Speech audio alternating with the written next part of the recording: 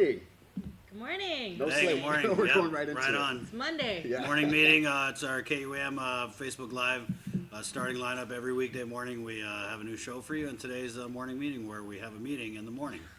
Yeah. It's Talk about complex what stuff. we're working on. Yeah, And so what happened? Oh, over the weekend. Oh my goodness. yeah, What was it? Saturday night we were talking, and we saw the Island-wide Beautification Task Force and their post. They commented on a story that we did, that Joine did on Kadu, Right. and how they hire Menumco to perpetuate local recipes, and then the Island-wide Beautification Task Force comes in and says, way overpriced. Right. And then we noticed that on one of Michaelson Nicholas's posts, where he was defending himself and the allegations that were made by John Paul Manuel and the Island-wide Beautification Task Force wrote, "What a shame." And I know that you had actually talked to Janella, or you messaged Janella asking, what's up with this?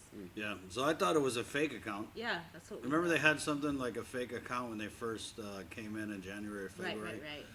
Right. So she actually messaged me back and she said, I can't see the page. Can you like screenshot what it says? So I was like, oh yeah, sure. So I screenshot the whole thing and sent it over to her. And I think it was one of those, everyone was speculating that this person must have a lot of fake accounts and they probably forgot that they were using the IBTF one Yeah.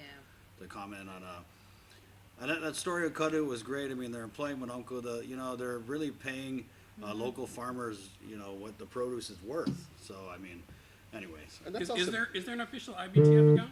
there is, yeah. Yeah, So- he's actually so fairly new. So it was real.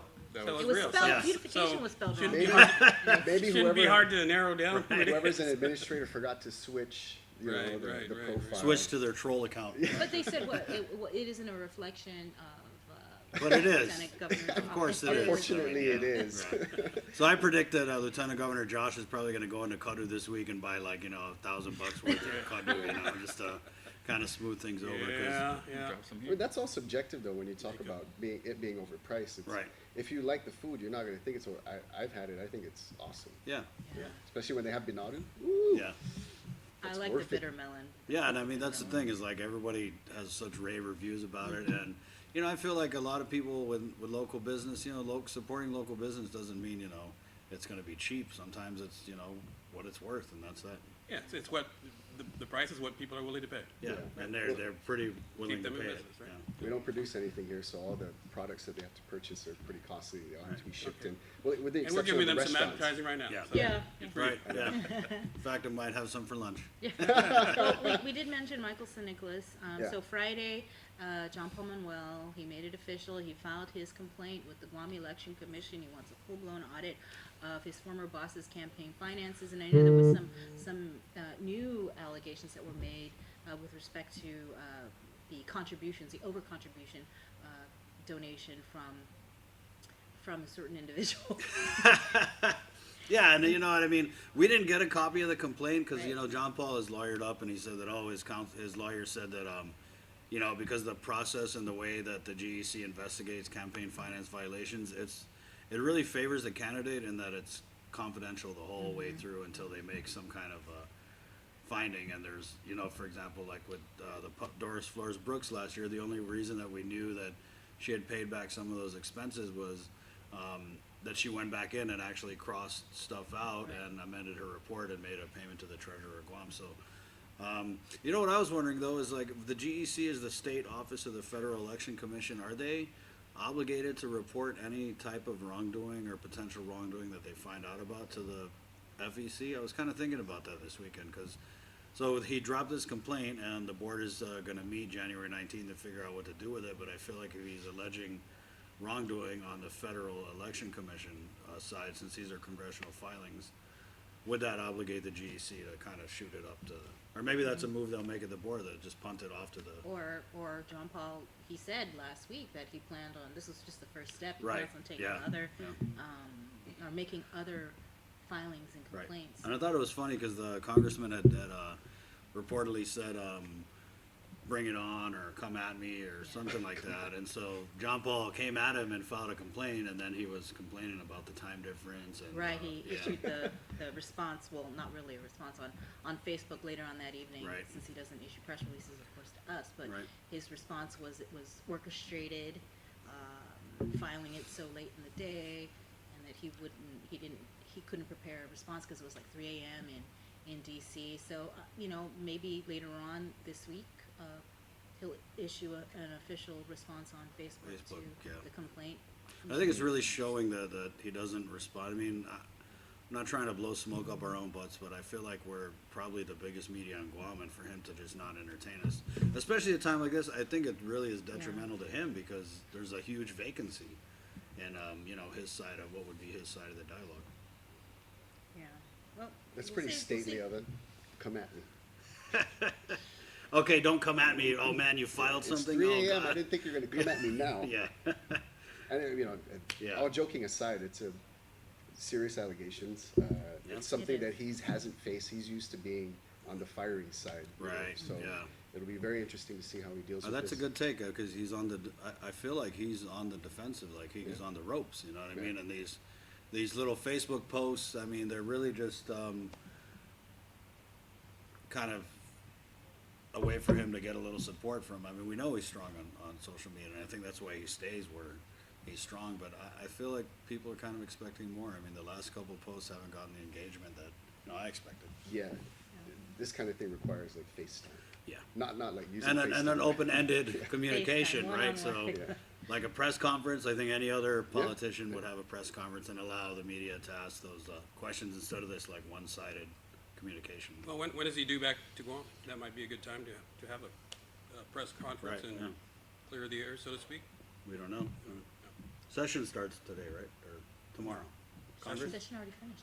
Oh, in congressional Congress. session return? Yeah, I'm not sure. I'm not sure when. Well, over the weekend, or was it Friday night, Ken's here, submit. yeah. It was my first submit, and I was impressed. I really enjoyed myself.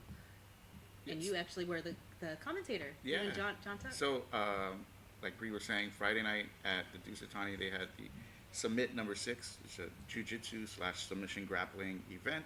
It features just exhibition matches, and there were like 14 matches, 3 black belt matches, and it was fun. There was like a flying arm bar, like the choke, like a bunch of chokes, and the black belt matches were really competitive, really good crowd, a lot of people all dressed up in their suits and stuff, and it was really fun. So shout outs to the people who put that together, Tony Borja, Malcolm Anabusen, Scotty, Joine and Stack Crew. They did a real good job promoting the event and executing the event, and it was really nice, good jiu-jitsu matches, and hopefully you can catch it on their Facebook page. I think they're re-uploading the video from that night, so it was a long event. For about We're 4 also hours. going to have highlights on KUAM Sports tonight. Yeah, it was fun. It was really exciting. So. Right on. Anything else, guys? Are We we don't going want on, to give. Nestor? We don't want to Yeah, give really. away. I don't want to give you all the news right now. Well, the governor came out with her now monthly address, and one of her big messages, I guess, in conjunction with Labor Day, is she has like 4 different bills that she's, or issues rather, that she'd like to see pushed forward. One is increase in the minimum wage, increase in workmen's compensation, the service charge going to the servers, and I forget the fourth one, but we'll speak to her. She's got a proclamation. GFT negotiating the teachers' salaries, is that the one? I didn't notice that. I Yeah, don't think I that think was that the was other one. the fourth one, Yeah, but she's got a proclamation signing this morning, so we'll try to get her on that. Sounds like the cost of business is going to go up. Well, they did a study on it, and it affects, according to that study, because the last time survey, right? former Speaker Cruz commissioned it, I think it affected about 11,000 workers of the total number of workers here. So it wasn't as significant an impact, and in fact, it didn't really. The impact was negligible, if anything. Yeah, that was an interesting, So they took it public as a hearing. positive, Yeah. as and that's what she's kind of riding on in her address. So. It's kind of an Interesting. age-old battle, raise the minimum wage, and I feel like the Democrats are poised to get it done, but they got the Oh, super majority, absolutely. right? It Yeah. seems like so. It'd be interesting to see what the chamber would have to say about that. Oh, we know what the chamber's gonna say. And they've been pretty Give you two consistent. guesses. They've been pretty consistent over the years, so I'm pretty sure what they're gonna say. You know, I don't think they'll blow it out of proportion, though. oh, no one would say they were gonna blow it out of proportion. All You right. just ask who, what you think they're gonna say, and I Take said, it fast. I know what they're gonna say. On that note, go ahead. Oh, no, I was just gonna say we're gonna have information on a robbery that occurred, Oh. game time, game room, in, where is this at? In Tamuning, at, Airport Plaza.